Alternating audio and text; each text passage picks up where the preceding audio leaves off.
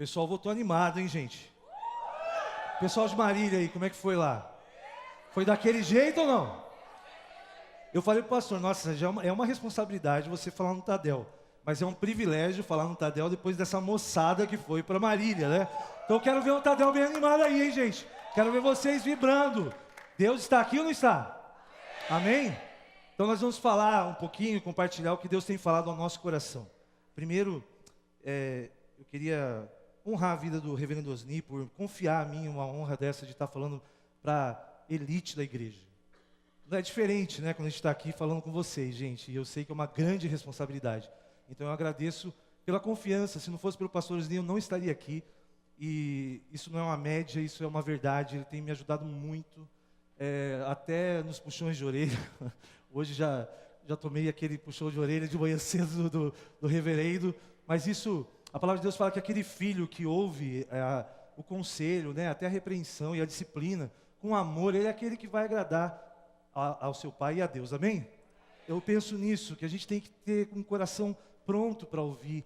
E até na disciplina a gente tem que estar entendendo que nós precisamos de pessoas que estão assim cuidando de nós para que a gente cresça. Amém?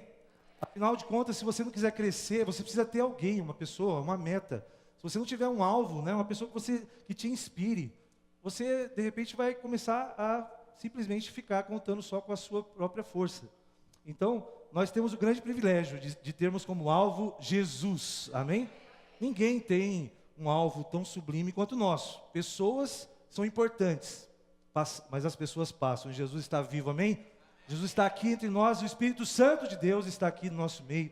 E eu quero nessa noite compartilhar algo que Deus me falou. Não é algo da minha cabeça, eu tenho certeza. É algo que nasceu na oração, que Deus tem realmente falado muito ao meu coração nas manhãs, que nós temos orado. E eu creio que uma das grandes coisas que o pastor Osni fez na minha vida foi me dar essa regularidade de oração. Eu preciso confessar aqui aos irmãos que eu realmente orava, mas eu não orava com regularidade, com disciplina, como nós temos orado com os pastores. A gente tem que reconhecer, gente. E muitas vezes a gente ouve. Semana passada o pastor Osni falou sobre o quê? Quem lembra? Sobre o poder da oração. O pessoal estava em Marília, mas falou sobre oração. A grande pergunta é, desde pequenininho eu escuto, né? A musiquinha faz 30 anos, eu acho que tem gente que já ouviu, que é leia a Bíblia e faça a oração. Se quiser o quê? Gente, a gente vai repetindo isso a vida toda. Minha mãe cantou essa música deve ter uns 60 anos, se não tiver mais. Quem já cantou essa música aqui no departamento infantil? Olha aí. O problema é justamente esse, a gente ouve sempre de oração e reclama. Mais uma vez vamos ouvir falar de oração, está ficando enjoativo, está virando um culto. Eu não entendo como é que a pessoa pode falar assim, está virando um culto, porque eu acho que não concordo com essa frase. O culto é um privilégio maior que nós temos de servir a Deus. Você está virando culto, graças a Deus. Você tem mais uma oportunidade na segunda-feira do que de adorar e cultuar o seu Deus. Amém? Você está aqui com esse objetivo, porque tudo que você fizer tem que ser para a honra e glória de Deus. Gente, nós temos que viver uma vida de adoradores. Não é um momento de adoração. Então, se Deus está te dando mais uma oportunidade segunda-feira, em vez de você ficar assistindo, sei lá, CQC, eu não sei o que vai passar hoje, você está aqui ouvindo a palavra de Deus, agradeça. Porque vai ter tempos, eu creio, que você não vai poder sair da sua casa e abrir uma Bíblia sem ser perseguido. Isso você tem que pensar, você tem que agradecer o que nós estamos vivendo hoje. Se isso acontece em países aí, por que o Brasil vai escapar de uma perseguição? Por que o Brasil vai ser o único país imune de uma situação difícil de você não poder sequer ler a Bíblia ou ir numa igreja? Cuidado, a gente tem que aproveitar essas oportunidades enquanto Deus nos dá, amém?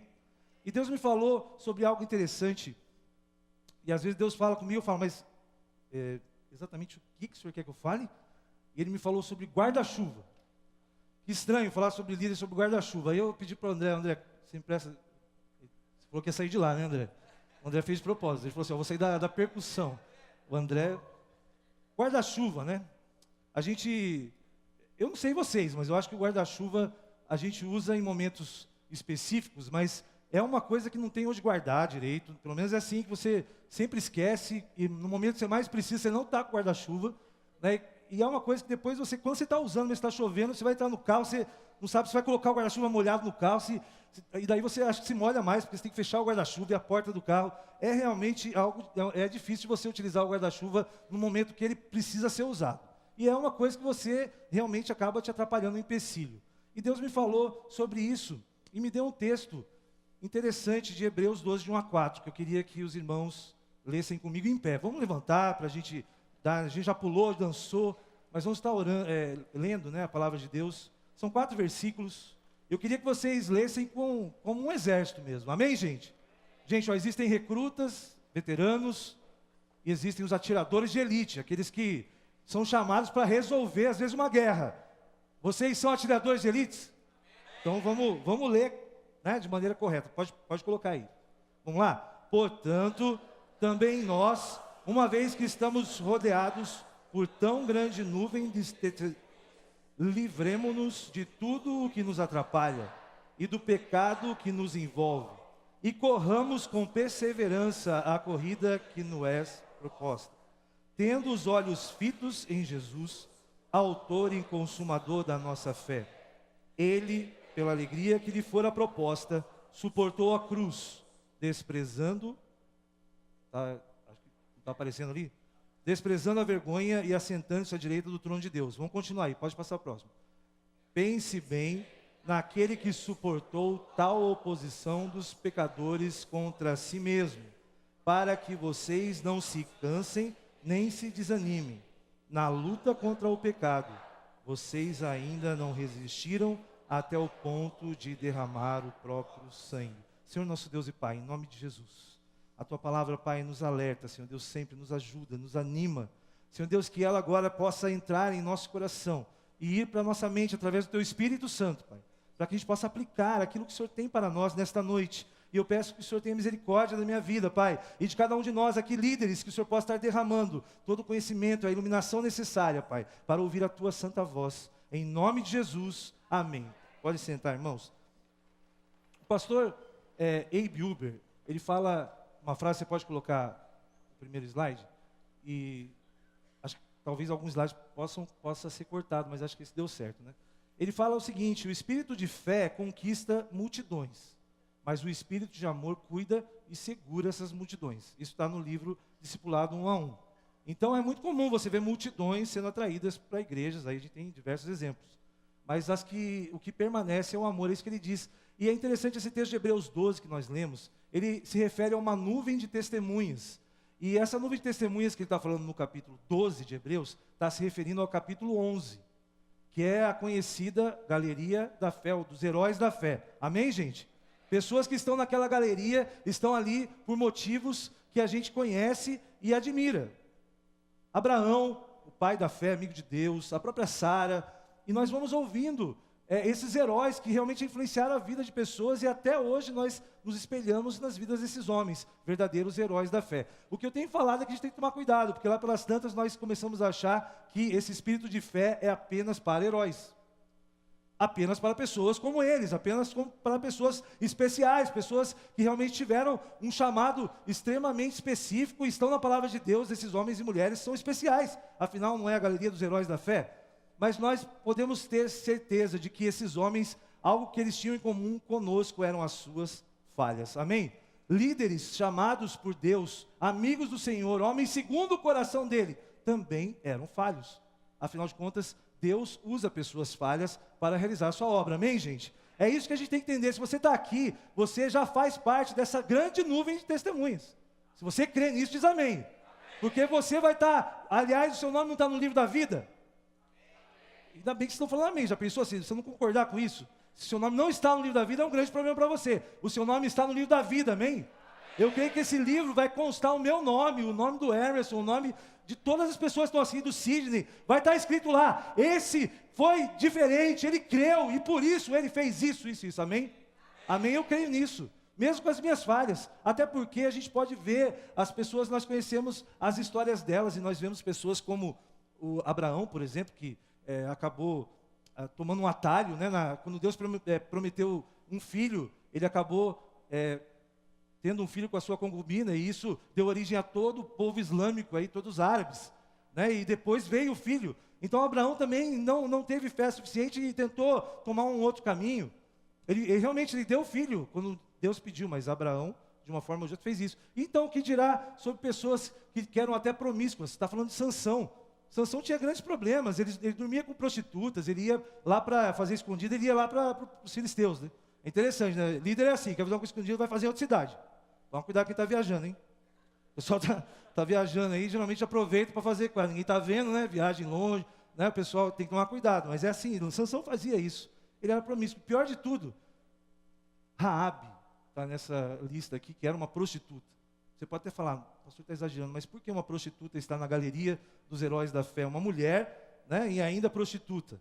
Ela que guardou os espias, né? E a prova dela de fé salvou ela e a sua casa. Então esses heróis da fé, essa nuvem de testemunhas, elas são feitas, essa galeria ela é feita por pessoas como eu e você, amém? Essa é a primeira coisa. Então, claro que a fé atrai, eram homens de fé, nós somos homens de fé e mulheres de fé, cremos em Deus, eu tenho certeza disso. Mas o que nós precisamos fazer? O que a gente quer aprender de prático nisso? O que a gente quer realmente ter de novidade em tudo que a gente está ouvindo? Nós precisamos desenvolver o espírito de amor para que as pessoas fiquem. Eu estava comentando com os jovens sobre isso, é uma atmosfera de alegria, porque a alegria é um fruto do Espírito, você é externo do Espírito Santo. Aí você tem fé, mas você precisa demonstrar o quê? Amor. Para que as pessoas fiquem, como que a gravidade dessa atmosfera é o amor de Deus, é o amor incondicional de Deus. Bem, mas por que o pastor está com esse guarda-chuva, né? Na mão. Primeiro que, quando a gente fala de uma grande nuvem, a gente, eu estou que nem o pastor Ozzy, tendo um problema aqui também, o discípulo também sofre, negócio, às vezes engana mesmo isso daqui. Uma grande nuvem lembra de chuva, né? E Deus me deu essa ideia só para explicar para vocês uma coisa. Deus quer abençoar muito a nossa vida. Chuvas de bênçãos, amém? Quem espera aqui na sua vida essa semana chuvas de bênçãos? Amanhã mesmo, quero chuva, que Deus derrame. O problema é que o inimigo coloca alguns empecilhos, algumas coisas, é como se ele desse para a gente um guarda-chuva, sabe? Você colocar, se estivesse chovendo em tudo quanto é lugar, menos em você. Aí você fica, mas ninguém, olha só, está chovendo na misericórdia, não é verdade? É isso que a gente faz, é o que ele fala aqui dos empecilhos. Pode passar o próximo slide aí. Gente, dá para ver a cara do Maradona ali ou não? Vocês viram essa propaganda? Ó, livremos de tudo que embaraça, não é, gente? Tudo aquilo que está te incomodando. Vamos livrar de todo o pecado que nos envolve. O que a gente tem que fazer com o pecado, gente? Desapega, rapaz. Desapega, irmão. Desapega, liderança. A gente tem que largar. É aquele negócio, o guarda-chuva só atrapalha, mas esse guarda-chuva é o guarda-chuva do diabo na sua vida. Ele está te dando isso para você ficar ali segurando. Às vezes está aquela chuva torrencial, sabe que você vai para trás... Você vai e o guarda-chuva abre o contrário, aquela chuva de Deus na vida de todo mundo. E você ali, com aquilo que está te atrapalhando. E você não larga daquilo de jeito nenhum, é meu. E você tem que largar isso. Não vou jogar porque esse guarda-chuva aqui é de alguém, né? Então vou colocar aqui, senão eu desapegava. Vamos colocar aqui e falar, já que estamos em liderança, no meio de liderança, vamos falar um pouquinho sobre alguns pecados que acontecem entre os líderes. Porque tem todo tipo de pecado, mas nós que somos líderes, muitas vezes incorremos nos mesmos pecados que muita liderança na Bíblia ela acabou sofrendo. Vamos passar o próximo slide? Um dos pecados é a conspiração entre os irmãos. Isso é muito comum a gente viver isso. O líder, ele acaba conspirando. É por isso que a gente está lendo o livro, né? Lealdade, o pastor está pedindo, porque é um tema importante para a liderança. Nós confabulamos muito sobre líderes, principalmente sobre o seu líder. Todo mundo tem uma opinião. É isso, é aquilo, ele fez isso hoje, não devia ter feito, o culto foi assim, foi assado. E a gente começa a conversar sobre isso, é uma conspiração, né? Caiu, né, o avião do presidenciável ali, já estavam falando o que na internet? Conspiração, alguém derrubou, alguém fez alguma coisa. Quando acontece algo, acontece dessa forma. Um exemplo muito claro disso são os dois irmãos de Moisés, Miriam e Arão. É um exemplo muito claro dessa conspiração. Eles começaram a olhar para Moisés, depois que tudo que ele fez, de abrir o mar, de ser um líder escolhido por Deus, ele realmente foi um homem que não tinha dúvida da liderança dele. O que acontece? Miriam e Arão começam a falar, olha, pensando bem, ele não devia ter casado com aquela moça lá, porque ela era uma moça cuxita, ou uma moça que não era do povo de Israel. Isso é uma coisa errada. E as pessoas começaram a olhar isso.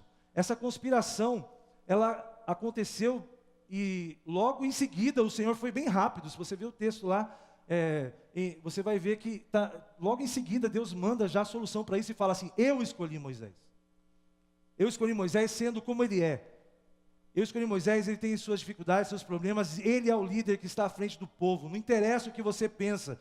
Mesmo você, Miriam, mesmo você, irmãos dele, não interessa o que vocês pensam, porque eu escolhi ele para que ele lidere esse povo. Deus tem escolhido você para liderar a sua célula. Deus tem escolhido você. As pessoas têm que entender isso e você tem que ter essa postura de um homem que realmente é temente a Deus. E Moisés, nós vemos, a palavra de Deus se refere a ele como um homem mais paciente do mundo. E eu acho que nós como líderes temos que buscar exatamente isso. Para se livrar da conspiração, a gente tem que orar muito, é preciso de misericórdia, paz e paciência. E eu quero que você entenda isso. Você não vai se livrar dessas situações, porque isso é inerente das pessoas que estão ao seu redor. Mas o Senhor é quem te honra, amém?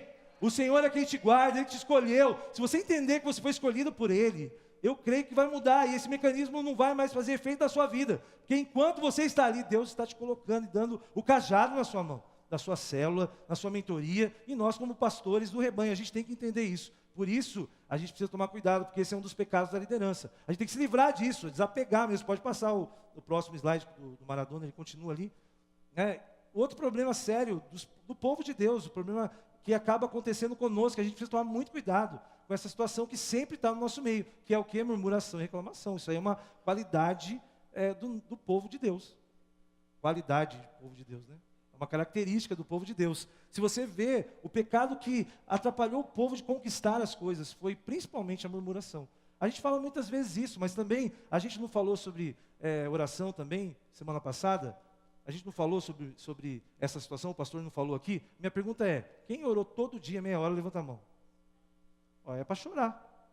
Geralmente eu faço a pergunta para adolescente, tem esse resultado, sabia? Agora, num tadel de líderes é para chorar. A gente tem que, se a gente fosse judeu, eu queria rasgar as vestes, ia ser horrível. E cinza na cabeça. Aí reclama, por que fala a mesma coisa de oração? Por que fica insistindo? Olha, a gente vai morrer aqui insistindo, falando de oração. Enquanto isso não for verdade na sua vida, como foi na minha, irmãos. Eu concordo com isso mesmo, porque a gente precisa mudar. Por que a gente está ouvindo e repetindo? Porque você não está fazendo. Que tal se a gente perguntar semana que vem, quem vai ministrar? Você está orando pelo menos aí todo dia? E todos nós levantássemos as mãos, todos nós. Porque não existe nenhum ministério que vai progredir e que sem a vida de oração.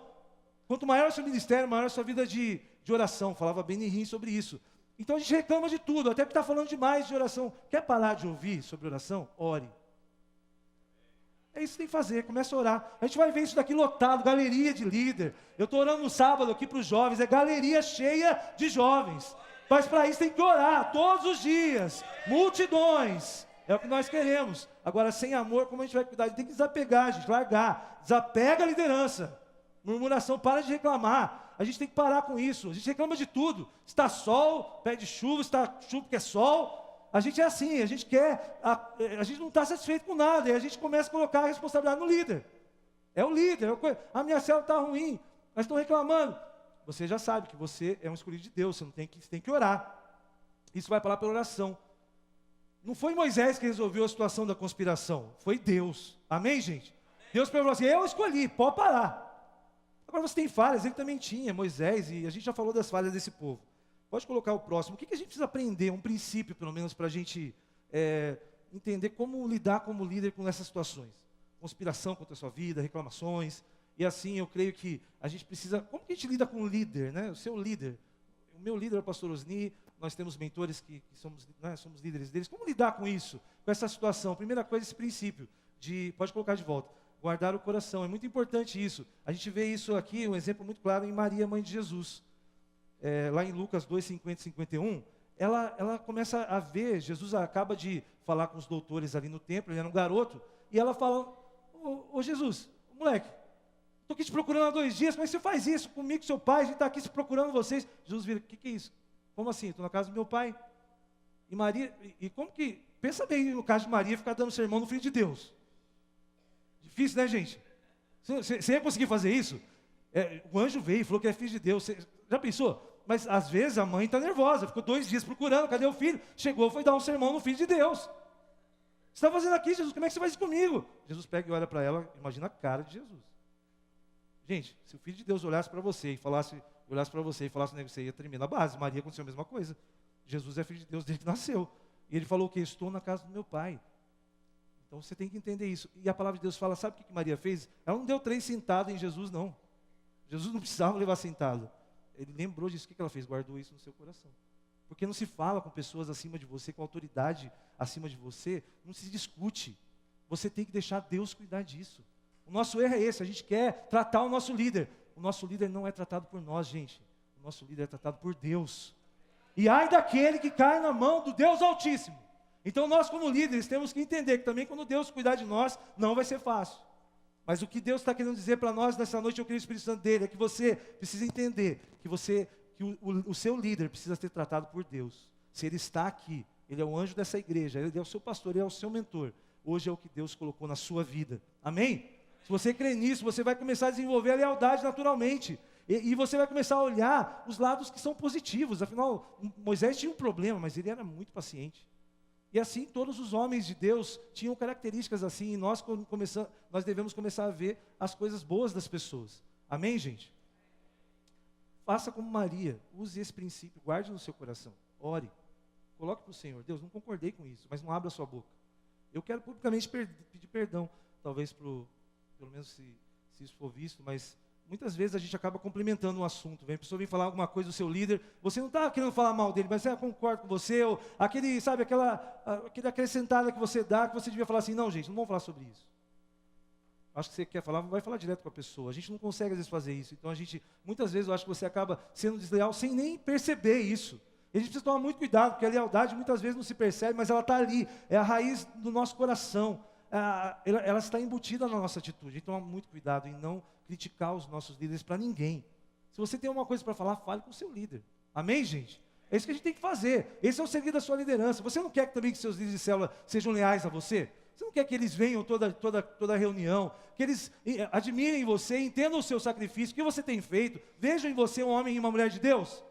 Você quer isso? Então você tem que ser leal também ao seu mentor e ao seu pastor, porque isso é uma cadeia. Não adianta se você não fizer isso, as pessoas não vão respeitar você. Vocês são todos líderes aqui, ou líderes em treinamento, vocês precisam desenvolver isso. A lealdade precisa começar em nós. É de cima para baixo, e daí a gente vai ver a coisa acontecer. Amém? É isso aí. Tem que mandar mais jovens lá para Marília, viu? É uma bênção para o pastor, né? Deus te abençoe, viu, Bruno? Isso também é uma bênção. Olha o que o pastor Eibe fala sobre relacionamentos, que é o que a gente está falando aqui bastante. Gente, se a gente tirar a palavra relacionamento do cristianismo, não sobra nada. Fica uma religião oca. Vocês concordam comigo, amém? Aliás, com o pastor Eibe. Sabe que ele fala isso? É uma verdade. Nós precisamos nos relacionar com Deus. Tira relacionamento. Você não vai mais se relacionar com Deus, acabou a história. Já começa por aí. E relacionamento com os irmãos, com o Espírito Santo dele. O relacionamento, Deus criou o cristianismo, o reino de Deus. Ele foi criado para ter relacionamento. E o relacionamento causa esse tipo de atrito. E ele fala no próprio livro dele, o que tem mais na igreja é picuinha. Você não tem tempo, às vezes, de fazer picuinha no seu trabalho, porque lá, senão você tem que trabalhar, às vezes. Agora, em casa, né, você acaba tendo problemas de relacionamento. Marido e mulher, pai e filho, aquelas picuinhas bobas, desapontamentos que acontecem. É normal. E por que na igreja vai ser diferente? Nós não somos família de Deus? Então tem essa situação, a gente precisa acabar com isso, a gente precisa tratar essa questão. É isso que Deus tem falado, vamos guardar no coração, vamos tratar em oração. Amém? É isso que a gente tem que fazer, porque nós precisamos aprender a nos relacionar. Esse é o segredo. Mas conta alguma coisa prática. Saiba se relacionar, comece com lealdade. Depois vai se relacionar com Deus em primeiro lugar, que é a oração. Leia a Bíblia e faça oração se quiser crescer. É isso que a gente fala e vai continuar falando. Isso vai parar quando a gente realmente estiver fazendo isso. E eu queria, para encerrar, falar um pouco sobre o versículo 4. Pode passar ali, rapidinho? Não sei quem, se você já brincou com esse soldadinho verde, você está cruzando já o cabo da Boa Esperança, né? Ó. Quem já brincou com o soldadinho verde de plástico? Hoje as crianças não mexem mais com isso não, mas tem os caras lá bem antigão que é guerra, né? A coisa é guerra. Olha o que fala, gente. Fala sobre a luta que nós temos contra o pecado. E não resistir ao ponto de derramar o próprio sangue. Eu chamei a Tuane, avisei ela antes, é a sua vez, viu, Tuane? Eu queria compartilhar algo que Deus falou comigo. Eu estava no horário de Gideões. E vocês já abriram aquela gaveta que tem na mesa ali? Ou só eu que sou curioso? Tinha uma gaveta lá, eu puxei outro dia para ver o que tinha naquela gaveta. Aí tinha um monte de revista de portas abertas. Vários anos. Eu nunca tinha. Eu falei, que guardam aqui, né? De curiosidade mesmo. Mas eu estava orando e abrindo, tá, gente? Depois eu parei um pouco, mas eu oro, né? Estava lá orando. Mas quando eu vi uma revista, tinha uma foto de um garoto que chamava Roy Ponto. Eu contei essa história no sábado à noite para os jovens. Eu queria contar para vocês, porque isso tocou muito meu coração. A gente precisa entender que nós estamos numa guerra, amém, irmãos? Uma guerra. Mas a gente é brasileiro. Guerra para brasileiro é pintar a cara e voltar para casa, achar que mudou tudo. Guerra é assim, né? A gente brinca de índio, né? Eu coloquei aqui soldadinho verde, né? Porque você tinha os índios também. Então. O que a gente conhece de guerra no Brasil é Playmobil, entendeu? É coisa de brincadeira, é videogame. O Emerson morou nos Estados Unidos, tem certeza que lá a guerra é coisa séria. Porque o país vive isso. Gente, eles levaram 5 anos para desocupar o Iraque. Em 2 dias, eles voltaram tudo de novo lá, porque estava tendo um problema com o Islã lá. Pessoas que chegavam no lugar e só davam 2 opções para a pessoa, né? Ou ela adora lá ou ela morre. Passou semana passada. Então, isso aconteceu com esse garoto, Roy. Ele era um garoto de 15 anos, e estava num acampamento. Um acampamento lá era janeiro de 1999. E o Roy estava ali com um grupo de adolescentes ali presentes. E naquele momento que eles estavam lá, o tema era o Exército de Deus. Acho que isso, todo mundo aqui, quem vai em acampamento, de repente já teve até esse tema, Exército de Deus. O problema é que esse acampamento, ele estava acontecendo na Indonésia. Esse era o grande problema do acampamento. Se fosse aqui, era bem tranquilo. Mas na Indonésia não, era o 35º país em perseguição contra cristãos. E aquele acampamento, no culto de sábado à noite, lá que está todo mundo, né, falando sobre o exército de Deus e tal, entra um grupo de muçulmanos radicais ali, e começa a perseguir aqueles adolescentes de 15 anos, e começa a perseguir, as pessoas vão se escondendo nas salas, essa é a realidade deles. Nós não vivemos isso. Aliás, o que está dizendo aqui, vocês ainda não resistiram ao ponto de derramar o próprio sangue. Paulo está falando isso para mim e para você. O que nós estamos resistindo? O Fernandinho gravou uma música, por amor de ti, somos entregues à morte todo dia. Espera aí, você foi entregue à morte hoje por Jesus? Alguém apontou uma arma para a sua cabeça? Alguém te falou, ou você é de Deus, fala ou morre? Nós não vivemos essa realidade aqui, a gente não dá o próprio sangue de jeito nenhum. Eu não estou falando, estou dando sangue, pastor. Estou indo quarta-feira na minha célula. Estou dando sangue, eu venho domingo à noite chovendo. Não é isso aí não, gente. Isso aí é coisa de ameba cristã. Você está achando que você está fazendo grande coisa para Deus, vindo no culto quando chove, guardando uma célula? E o sangue? Não, estou dando sangue. Não está dando sangue nada, estou dando sangue seu mesmo, o cara te cortar o braço.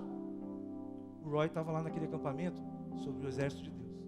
De repente acharam ele, trouxeram ele para o meio de todo mundo. Imagina as crianças, e quem viu disse que ele estava morrendo de medo, 15 anos. Claro que ele vai estar morrendo de medo. O que vai acontecer comigo aqui hoje? E os caras começaram a falar assim, quem é você? Aí em vez de falar Roy, sabe o que ele falou? Sou um soldado de Deus. Afinal de contas, ele não era um tema de acampamento, que a gente faz, nossa, que tema bonito, que legal. Não, era realmente, ele estava entendendo, isso aqui é uma guerra. Eu sou um soldado de Deus. E sabe o que ele fez? Ele pegou e falou isso, quando ele falou, aquele soldado muçulmano, sei lá, o que ele era, não é um soldado, o cara era um rebelde, sei lá o que ele era, um religioso. Ele pegou e meteu um facão no braço dele esquerdo. Quase arrancou o braço do menino. E aquilo foi ele segurando. Você imagina a situação, ele não caiu. Ele ficou segurando o braço cheio de sangue. E ele falou assim, quem é você? Aí ele falou assim, o soldado de Deus. Quando ele falou isso, ele meteu no lado direito dele o facão. E abriu aqui, quase partiu o moleque. E ele começou ali a ficar desesperado. E o cara falou assim, como que ele não muda isso daí? E ele pegou e falou para o Roy, o que é o soldado de Deus? O soldado de Deus, ele falou, o medo, sangrando, é aquele que dá a sua própria vida por Jesus. Quando ele falou isso, sabe o que aconteceu? Ele levou um facão no estômago e caiu de joelhos gritando, e a última coisa que ele falou foi Jesus. A última coisa que ele falou foi Jesus. E ele foi martirizado na frente de todo mundo, todos aqueles adolescentes. Esse é o testemunho do Roy Ponto, de 15 anos, no acampamento de adolescentes de verão, na Indonésia. O que Deus tem falado conosco nesses dias, se não é que a gente precisa dar o sangue por Ele, e estar pronto até para dar a própria vida, e nós reclamando de tempo, 40 minutos, o que tem que fazer segunda-feira? Será que é isso que Deus quer de líderes como nós? Deus te chamou para isso. Você é um soldado de Deus. Você está numa luta, eu estou numa luta, eu não posso dar mais do que a minha vida.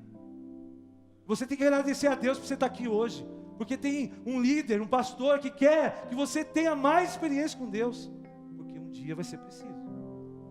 Um dia vai ser preciso. Mas isso é impossível, sei lá. Não, nos Estados Unidos também aconteceu algo muito parecido.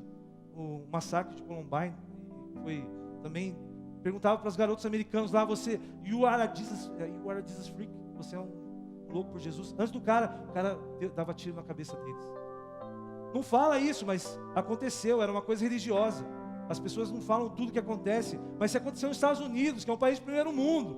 Um país onde a gente sabe de como o cristianismo se aconteceu lá. Por que não vai acontecer nessa selva que é o nosso país?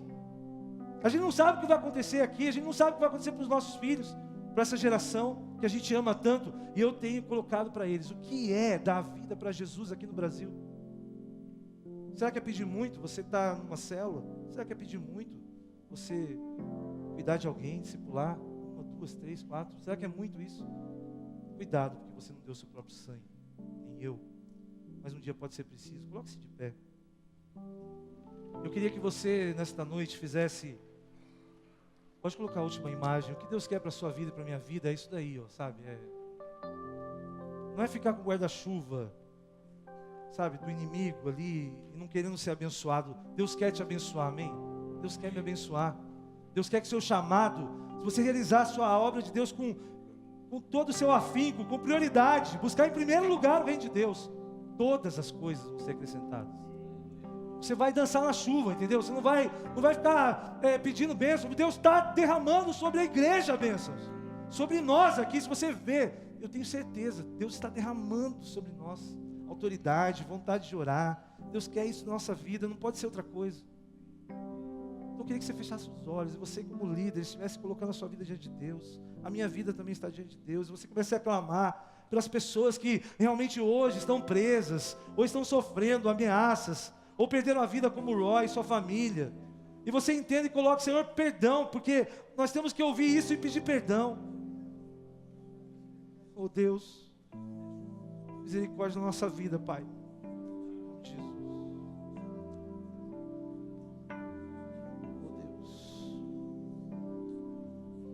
Oh Deus, tem misericórdia na nossa vida, Pai. Pai, nós como liderança estamos na Tua presença, Pai. Não é preciso fazer apelos para líderes. Eles entenderam a Tua mensagem. Eu sei, Espírito Santo, como o Senhor tem falado no meu coração, nós não temos feito nada, e sem o Senhor nós não podemos fazer nada. Então nesta noite, Pai, que nós estamos indo para a nossa mentoria, para uma semana abençoada, de liderar a nossa célula, que nós façamos isso com toda a nossa força, com toda a nossa mente, com todo o nosso coração. Que nós não façamos nada, porque a gente não deu sangue ainda.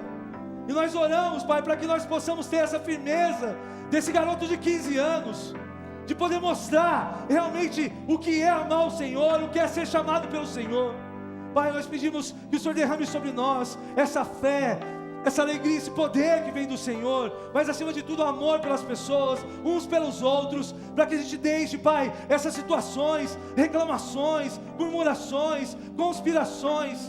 Que nós sejamos como o Senhor quer, que nós sejamos que nós mostremos para o mundo que o Senhor enviou Jesus, a nossa razão de viver, de estarmos aqui.